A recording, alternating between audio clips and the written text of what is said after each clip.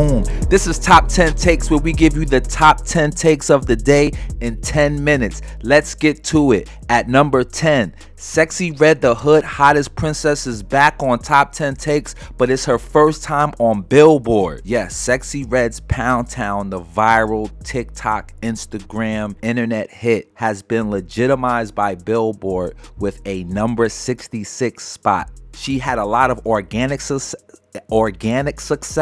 from the single, with co-signs from City Girls, Cardi B, everyone that pretty much fits that brand. But in a very strategic move, yesterday she announced Hood Hottest Princess, her EP, will be dropping on Friday, and the feature and producer list looks pretty formidable for someone's first EP. Of course, she has the Nicki Minaj and Tay Keith Pound Town, but Juicy J is on the album, as well as Sakina. And just to confirm, it's an EP, not an album. At number 9, All Eyez on Me. Tupac Shakur finally gets his star on the Hollywood Walk of Fame nearly 3 decades after his death. It took 30 years for Tupac Shakur to finally get his star on the Hollywood Walk of Fame. I had to say that again because I almost didn't believe it, but here we are. His sister Set Shakur spoke and accepted the star on behalf of Tupac, and she remembered watching her brother when he was a teen performing at the Apollo Theater in Harlem,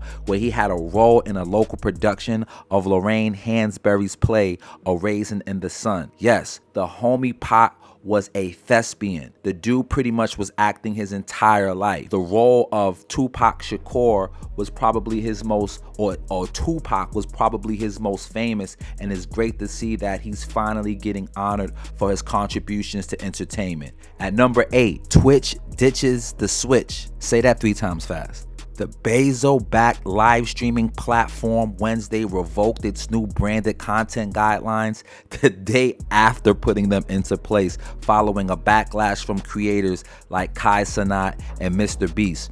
The changes, which were scheduled to be effective July 1st, would have restricted the kinds of ads allowed on Twitch, the reason why people have gone to this platform, completely banning burned-in streaming video, audio, and display ads on the platform, and restricting on-screen logos to a maximum of 3% of the screen size. Yesterday, Twitch announced, stating, "Yesterday, we released new branded content guidelines that impacted your ability to work with sponsors to increase your income from streaming. These guidelines are bad for you and bad for Twitch, and we are removing them immediately." I don't know if it was because of Mr. Beast talking, but Twitch definitely listened. They was tweaking, bro. At number 7, if you haven't heard, Matt Healy, the frontman for 1975, has broken up with the queen of everything, Taylor Swift. He's recently spoken about his post-breakup with Taylor and how the Swifties have been relentless and absolutely treacherous online. A lot of people speculated that the breakup had something to do with the kiss that he gave the security guard. No, I'm joking about that. But no, a lot of people thought that it was the racist comments that he said about Ice Spice. But apparently Taylor knew about the comments before he made them. Here are the comments right here. Oh, that has Inuit Spice Girl. Just this chubby Chinese lady. Yeah, I rap about music. Do they talk like that? Do Inuits talk like that? They don't talk with a Chinese accent. They talk like more Hawaiians. Yeah, I'm glad Taylor's done with Buddy. I wasn't the biggest fans, and I think the Swifties stand 10 toes with me on that one as well. At number 6, the Expendables 4 trailer has just dropped, and it's giving what it's supposed to give. You got Megan Fox looking like Megan Fox, and she's fighting Jason Statham on some Mr. and Mrs. Smith, Brad Pitt, Angelina Jolie vibes. But I'm excited for it because it's the same brand, at least to me, as like a Fast and Furious. You go to the movie theater, you know what you're expecting. You're expecting big time action stars doing big time action things. The premise, if you need one, is the Expendables will square up against an arms dealer who commands the might of a massive private army. Sounds pretty par for the course. Along with Jason Statham, you have 50 Cent, who goes by Easy Day, Megan Fox as Gina, as I mentioned, and Dolph Lundgren, who I haven't seen in some time. And of course, who can forget Sylvester Stallone? This September, make sure you go and see it. At number 5, iOS 17 is a dream. At the Worldwide Developers Conference earlier this week, there were a lot of things announced. One, the 15-inch MacBook, some iOS 17 upgrades, but of course, the Vision Pro stole the show. So I kind of wanted to backtrack to a lot of the new iOS 17 features and some of the features that I'm really excited for. One is the live transcribing voicemail. This was a feature that I had with Google before, so to have it at Apple is so refreshing. And also the feature of the FaceTime voicemail, where you can essentially leave a video for the person that you were trying to FaceTime. But seriously, iMessaging has been totally revamped. FaceTime on Apple TV with continuity camera, no more Hey Siri, standby mode, interactive widgets, mood tracking, and journaling. Public beta early July, can't wait. At number 4, I was trying to do the Star Wars theme. I don't know what that. Anyway, the trailer for Ahsoka, the Star Wars series, looks absolutely beautiful. I'm not the biggest Star Wars fan, as you can see as my attempt to hum the theme. However, I just love anything sci-fi. I'm definitely Star Wars over Star Trek. But anyway, the premise is, after the fall of the Galactic Empire, former Jedi Knight Ahsoka Tano investigates an emerging threat to a vulnerable galaxy.